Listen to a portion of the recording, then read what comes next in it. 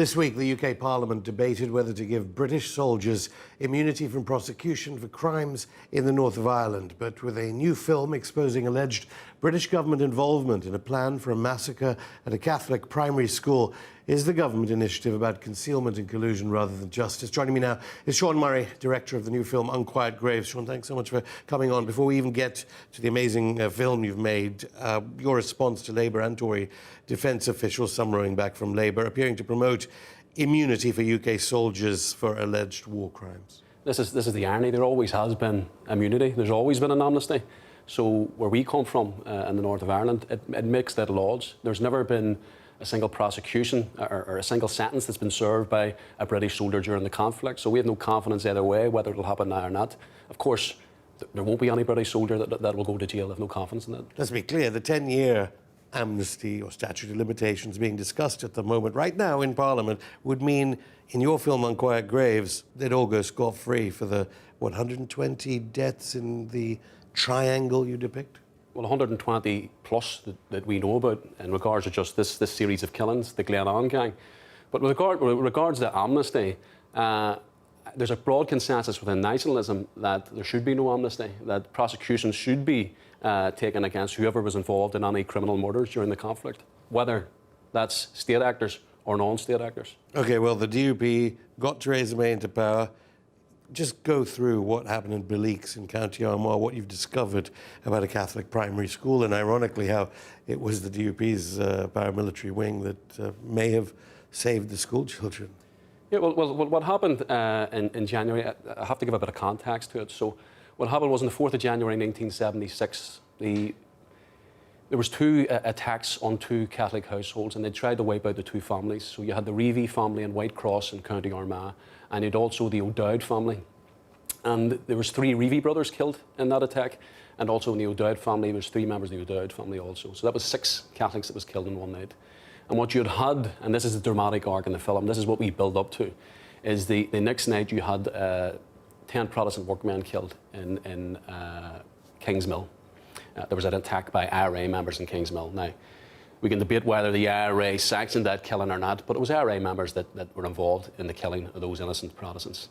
And what happened to that, after that, was that the Glenanne gang, for their next act, and this was being run by British military intelligence, what they wanted to do was create something so serious that it would spill into civil war, where they could have a gloves-off approach to the IRA, a conventional war against the IRA. It was very, very frustrating that the successful IRA attacks at the time, particularly in this area, South Armagh.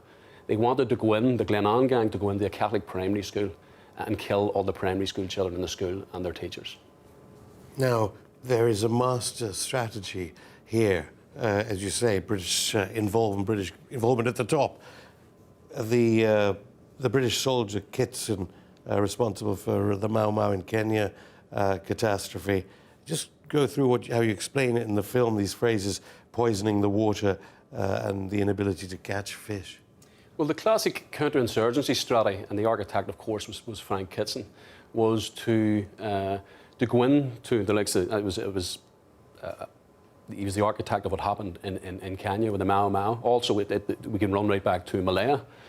And what it was to go into these communities. So if you take the north of Ireland, for example, is to go in, pick one side, a side which you think would benefit you more, and use the death squads, counterinsurgency squads, to target the other community. And this is what happened in the north of Ireland. We had right-wing death squads, loyalist paramilitaries, which attacked innocent Catholics to remove support from the IRA. But of course, violence begets violence. This doesn't happen, and it wouldn't happen in any conflict. You have people then running into the arms of the IRA. Because all these people are not people connected to the IRA that the British security apparatus are murdering in the hope that they will somehow lose favour, that the IRA would lose favour. Gordon Brown, the former Prime Minister, said a few years ago that the trouble should be compared to the fight against Al-Qaeda. And what do you think of how British politicians talk about the troubles in that context? Because, of course, Labour and Conservative parties supported rendition, alleged torture, illegal war, obviously, and control orders for internment that we got back in this country after 9/11. Well, I think in many ways, I would have to agree with Gordon Brown. I don't like when the conflict in Ireland or the struggle in Ireland is some kind of parallel to the word Al Qaeda. But I agree with one thing, that they learned an awful lot about the torture activities, the activities of what went on in the north of Ireland, and they were able to continue. There was a continuation of that of what happened then in Afghanistan and Iraq.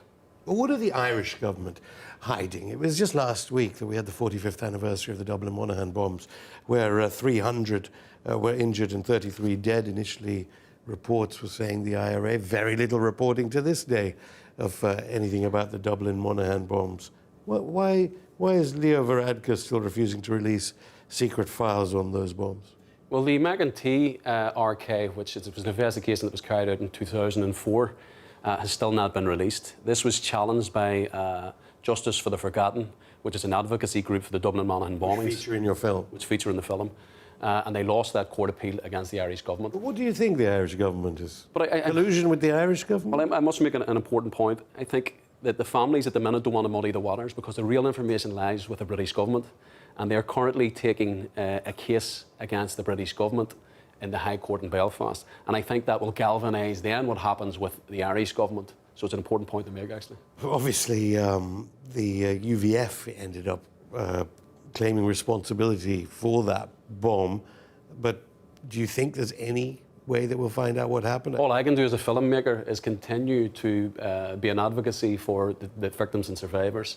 And try to attain the truth, but there's not much public confidence in the British government ever releasing those documents. Better still, I know that there's some documents that have been used in my film, which have been redacted since I've seen them in Kew Gardens. So they're continuing still to.